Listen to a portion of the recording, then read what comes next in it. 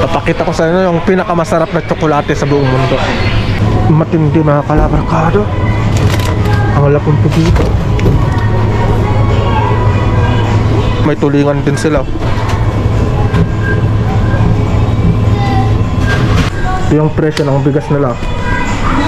Uy, ito ang masarap mga kalabarkado. Ganda ng sprinkle nila. Ayan na. Ito. Yan. Lakas to. Yo, alright, we're back again mga lover cats. Yun gwapo ko talaga sa harap ng camera. Magandang hapon sa inyong lahat. At ang oras natin ay alas 4 ng hapon. At hindi kami nakapag-ilaw kagabi, gawa nga nung sobrang lakas ng hangin hanggang ngayon. So, paubos na rin kasi yung stock ko sa bahay. Kaya tamang-tama, pupunta tayo sa grocery para mamili ng mga kailanganin natin, gaya ng pambaon, pang araw-araw na pagkain natin. Tapos, eksakto pala mga kalabarkada, no? Dahil may papakita ko sa inyo yung mga presyo ng mga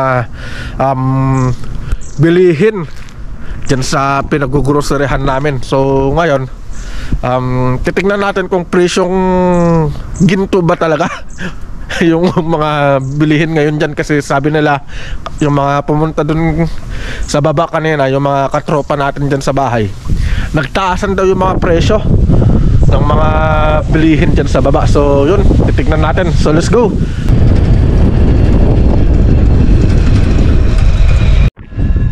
So bali, pupuntahan muna natin mga kalabarkada doon sa may tabing dagat. Titignan natin yung sitwasyon ng dagat kasi ang lakas daw ng alon. Pero napakaganda naman ang sikat ng araw ngayon, no? Hindi naman maulap, wala naman. Pero yun nga, nagtataka lang ako bakit sobrang lakas ng hangin. Mas malakas pa yung hangin kagabi kaysa ngayon Naka-ready na nga kami ni Patch TV kagabi. Balak naming pumunta kagabi. Tapos nung paglabas namin, napakalakas ng hangin. Bumalik na lang kami. Yun. Kaya hindi na kami natuloy. Ayan mga kalabarkada, dito na tayo sa may malapit sa dagat. Ayan malakas nga. Malakas nga yung alon, no? Grabe. Malakas pala. Alanganin talaga yung pumunta tayo sa dagat kagabi. Buti na lang. Ayun, napakalakas,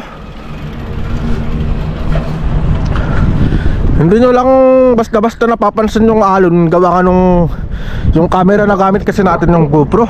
Kaya kala nyo parang maliliit lang, pero malalaki yan mga kalabarkada pag nakita nyo lang personal yan. So yan mga kalabarkada, nakita nyo yung sitwasyon ng karagatan ngayon. Malakas yung alon. So tara, puntahan natin yung grocery.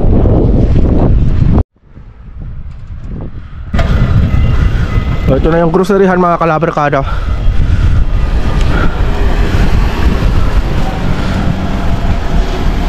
Dito kasi may parkingan kasi ng bike dito. Ayan yan yung parkingan ng bike. Dito naman yung mga sasakyan.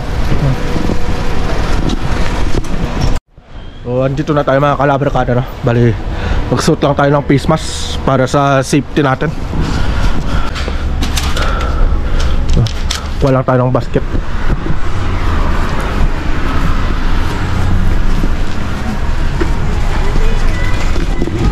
So ito yung mga kalabarkada, no? Kapasok na tayo. Ito yung presyo ng bigas nila.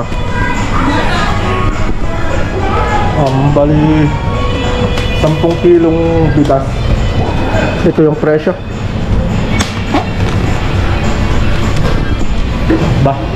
Kung convert mo yan sa piso, parang nasa 1,500 na yan. Sobrang mahal.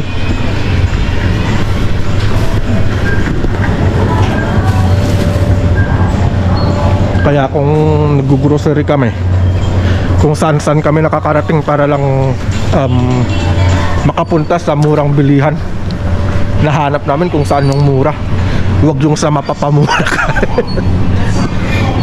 So, dito tayo.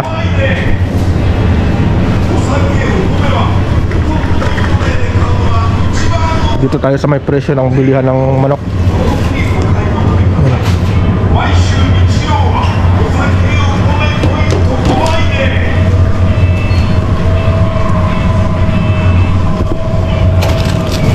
Ito yung presyo ng manok nila.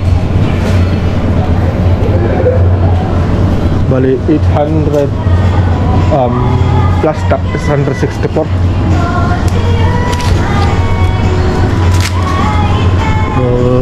Tapos may mga presyo din ng baboy.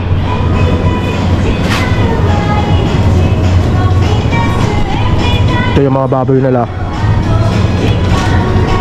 Pork chop na to, parang ganito,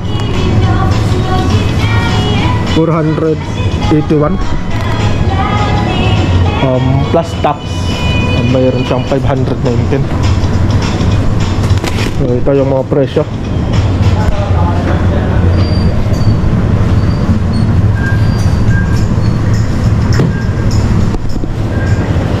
So ang bibilhin kasi natin dito mga kalabarkada, yung mga stock natin na pwedeng iluto, madali ang luto pang araw-araw.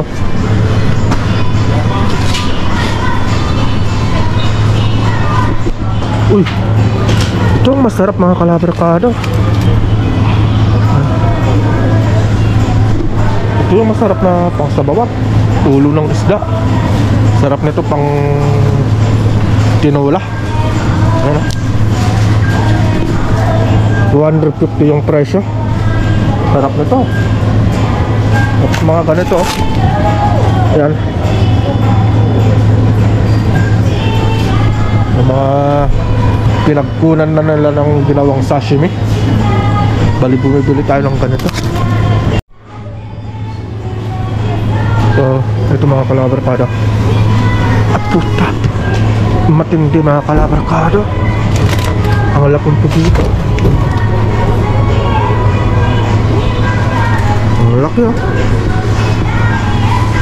pambihira. Ang laking pugito, tapos grabe,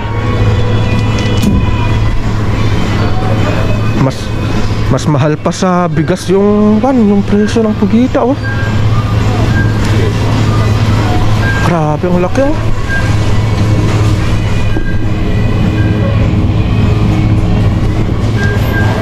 Grabe, 7,000 ang presyo ng pugita. Ang laki. Ito may tulingan din sila.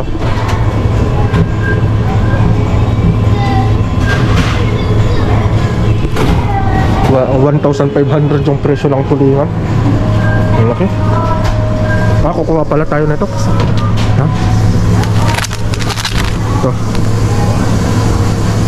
Ito kunin natin to, puset. Masarap to pang adobo. Paborito ko to. Ito puset, ayan na. Yan, kunin natin to.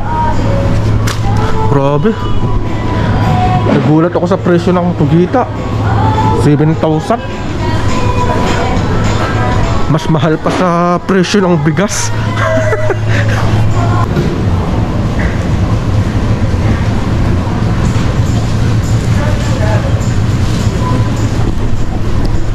Bali, bibili rin tayo ng tinapay.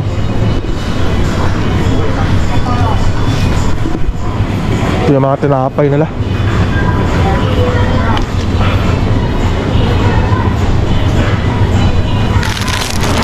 Yung isang ganito mga kalabarkada, ang presyo 108. Ayan o. Plus may tax siya, 116. So ganito yung binibili kong tinapay.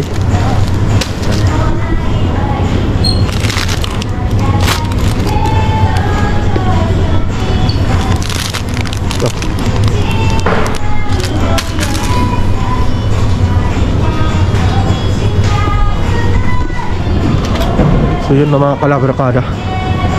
Bali Titignan natin yung kwanton.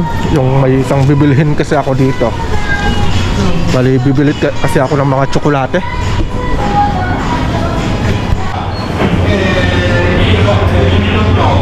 Yun mga kalabarkada, no?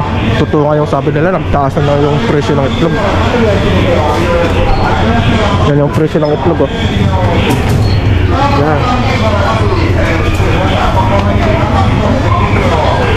Ang mahal na ng presyo ng itlog, 247, dati 148 lang to. So kukuha pa rin tayo nito. Masarap to pang agahan.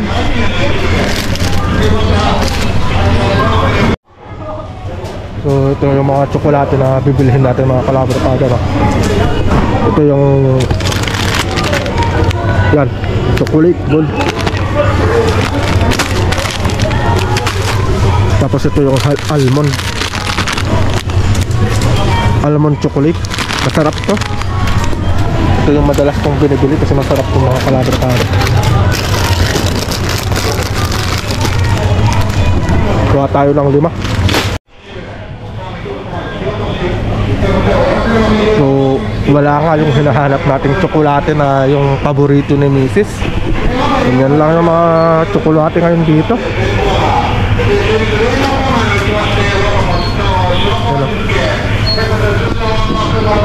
Pero alam nyo ba mga kalabarkada na may masarap na tsokolate? Papakita ko sa inyo yung pinakamasarap na tsokolate sa buong mundo. Yung mga kalabarkada, hindi nyo mabasa? Ayan. Yan ang pinakamasarap na tsokolate. Puki. Ayan ha. Puki chocolate. Parang gusto ko rin bumili nitong kape. Yan ha. Nescafe. O 2025 pa yung expiration niya. So bibili tayo nito. Bali kuha tayo ng 2.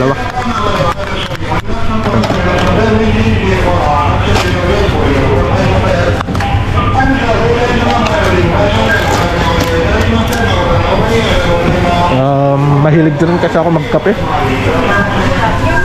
So pupuntahan natin yung sa may gulay kasi may bibilhin tayong gulay ngayon. So ito yung presyo ng mga gulay nila. Yung talong, ano, talong 3 piraso. Yan yung presyo. Bali 213 yung presyo ng talong. Kukuha tayo na to. Tapos yung kalabasa, ito,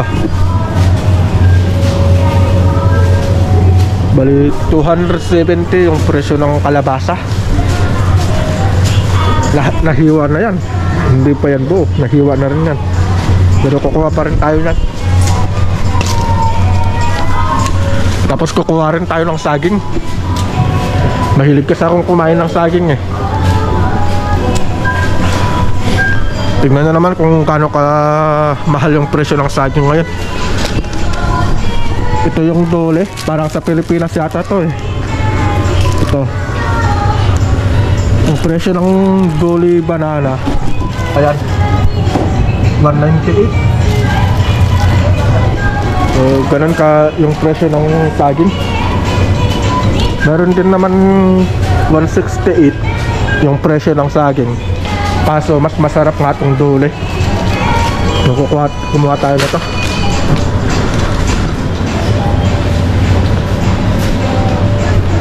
So yun lang mga kalabarkada yung importante na binili ko dito. Tapos yung frozen pala, kukuha tayo ng frozen foods. So ito na yung mga frozen foods mga kalabarkada, mga frozen food. Pero ito yung madalas kong binibili. Ito, yan yung madalas kong binibili na frozen foods. Bali ang presyo na ito ay yan, 591 kasama na yung tax. Ayan o. Bali parang chicken nuggets lang yan. Yan o.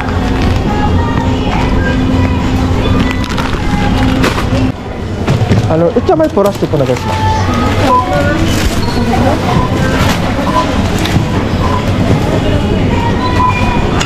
So magbabayad lang tayo para bali pupunta pala tayo sa kanilang Malinay.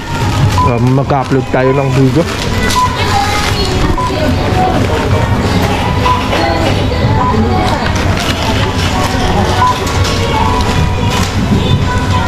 Ayun mga kalabarkada na.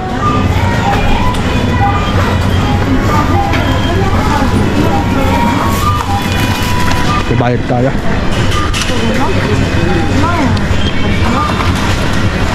Yo! Bali, tapos na tayong mag grocery. So nakita nyo yung mga presyohan mga kalabarkada, no? Dun talaga ako nagulat dun sa presyo ng pugita. Putik na yan. Grabe, 6,000 o plus may tax, 7,600 yung presyo ng pugita. Grabe, sobrang mahal. Samantalang libre lang yon pag nag-iilaw kami. Woo! Bali, papunta tayo dun sa kanila Calabar-Cads Malinay. Bali, mag-upload kasi ako ng video. So, mas malapit kasi sila dun sa may groceryhan na pinanggalingan natin. Upload ko lang doon sa may FB page ko, no? Para may upload kasi ang tagal kong walang upload dun. O sana nga nandyan sila. Nabutas yung bulsa ko doon, grabe. Yun lang yung binili natin, kaso pumasok na ng 4,000 yung bill ko. Hala. Pero okay lang yan, nakakain naman natin yan eh. Huwag tayong magreklamo. Di bali, nagtatrabaho naman tayo. Papunta tayo doon sa kanila Calabar-Cads Malinay.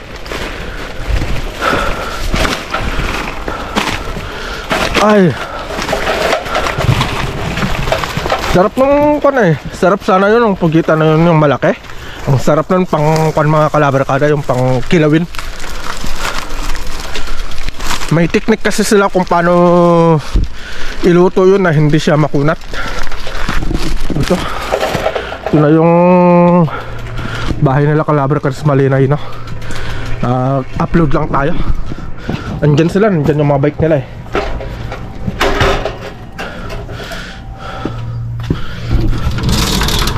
Dapo!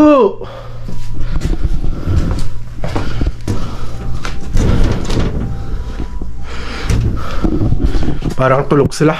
Tulog yung mga tao. Yung mga Calabar-Cada, no? Calabar-Cads Malinay. Ewan ko kung nadisturbo ko ba sa pagtulog. Nadisturbo mo ako.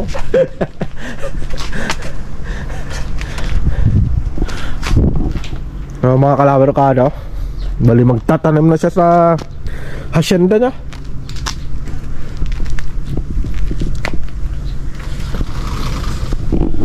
Nung isa sa mga ginagawa nila dito, nakakapagtanim sila ng mga gulay-gulay. Tatamnan mo pa ba ng ampalaya ta? Oo. Dati may ampalaya dito. Napakalago, ang daming bunga ng ampalaya. Kaso hindi na yata natamnan ngayon. Ito rin yung tinatamnan ng hapon. Hindi pa nagsisimula yung hapon na nagtatanim dito. Wala pa. Baka sakaling siguro, baka pag nagtanim si Malinay, puntahan natin para may vlog din natin. Ganda ng sprinkle nila, oh. Ayan na. Ito yung sprinkle. Hindi ko lang alam kung malakas to eh. Malakas itong sprinkle na to mga Calabar-Cada. Oh. Adjust natin. Alam ko may adjustan yan eh. Hindi, baliktad. Sagad. Ito. Yan. Lakas to. Oh. Layo nang naabot. Bali, bumili rin ako ng kanito. Bali, na ipadala ko nun dun sa Pilipinas. Ginagamit na rin ni Mrs. Labs. Tamang-tama kasi marami siyang halaman. Mahilig sa halaman din kasi si Mrs. So binilhan ko siya ng kanyan para di na siya mahirapan na magbuhat ng balde-balde. Yan na lang, hihilahin na lang yung hose, tapos yan kakalabitin na lang. Yun, makakapagdilig na siya ng mga halaman niya.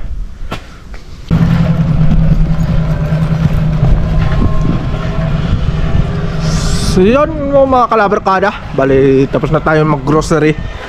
At nakita nyo yung mga presyo ngayon ng bilihin dyan. Sana nga hindi nalaki yung mga mata nyo. At siyempre nakapag-upload na rin tayo sa Facebook page ko. So sana i-follow nyo yung Facebook page ko mga kalabarkada. At subscribe nyo na rin yung aking YouTube channel. So yun mga kalabarkada, bali pauwi na tayo. So dito na matatapos itong mga kalabarkada. Sana nagustuhan nyo itong video ko.